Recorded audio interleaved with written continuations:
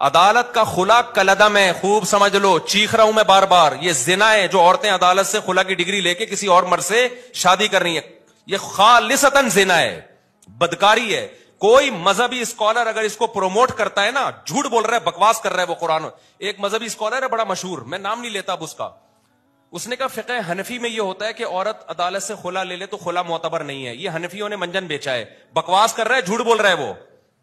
یہ چاروں فقہ میں ہے، قرآن میں بھی ہے، حدیث میں بھی ہے، شیعہ اور اہل حدیث میں بھی ہے یہ کہ عدالت کا یہ خلا معتبر نہیں ہے۔ شادی کے بعد شوہر کو حق ہے بیوی کو طلاق دینے کا، جج کی بیویاں نہیں ہے جو جج جب چاہے طلاق دے دے۔ نہیں آ رہی میرا خیال ہے بات سمجھ میں؟ جج سے بولو تو اپنی بیوی کو طلاق دے، ہماری بیوی کو طلاق دینا تیرے کو حق بولو نا نہیں ہے۔ کیا گدھا پن عدالتوں میں نافذ کر دیا یار، کوئی آواز اٹھانے والا نہیں ہے اس کے خلاف۔ عدالتی خلا عورتوں کے کاروبار کا ایک بہترین دھندا بن چکا ہے، اور اس پہ ہماری مذہبی جماعتوں کا گونگا ہونا، اور جو یہ چپ بیٹھی ہوئی ہماری مذہبی جماعتیں اور اسلامی نظریاتی کونسل خاموش بیٹھی ہوئی ہے، ان کو میں کہتا ہوں خدا کے غضب سے ڈرو، اللہ تمہیں قیامت کے دن پوچھے گا۔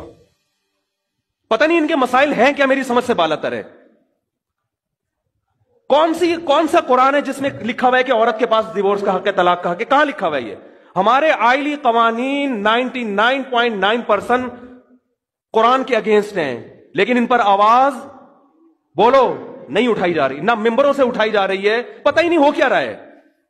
چھوٹے چھوٹے ایشو ہمارے اٹھائے جاتے ہیں، چھوٹے چھوٹے ایشو، چھوٹے چھوٹے معاملات جو ہے نا، وہ بھی اپنے اکثر تو اپنی سیاست ہوتی ہے، وہ قادیانی ہے، وہ یہودی ہے، وہ فلانا ہے، وہ ڈمکانا ہے، وہ یوں ہے، وہ فلاں، وہ یہ چلے جا رہے ہیں۔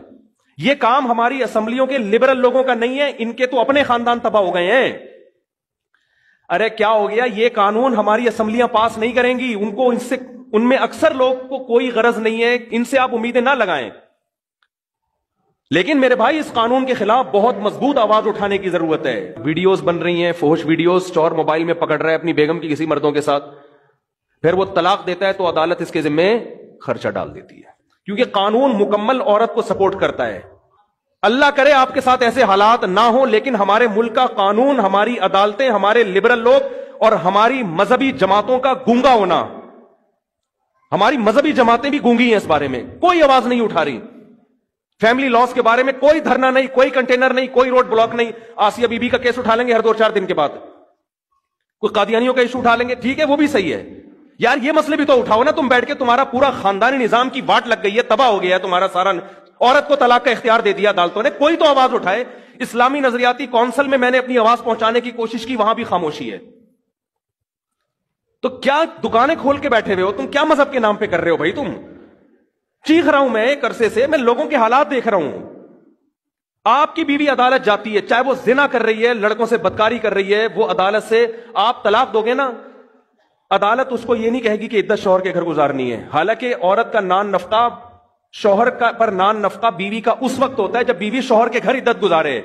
شوہر کے گھر عدت نہیں گزارے گی، اس پہ نان نفقہ شوہر پہ ہے ہی نہیں، لیکن عدالت نان نفقہ خرچہ ساری زندگی کا، بیٹیوں کا خرچہ جب تک شادی نہیں ہو جاتی، اور جب تک لڑکے بالغ نہیں ہو جاتے، 18 سال میں بلوغت کی عمر رکھی ہوئی ہے، اس وقت شوہر کے ذمہ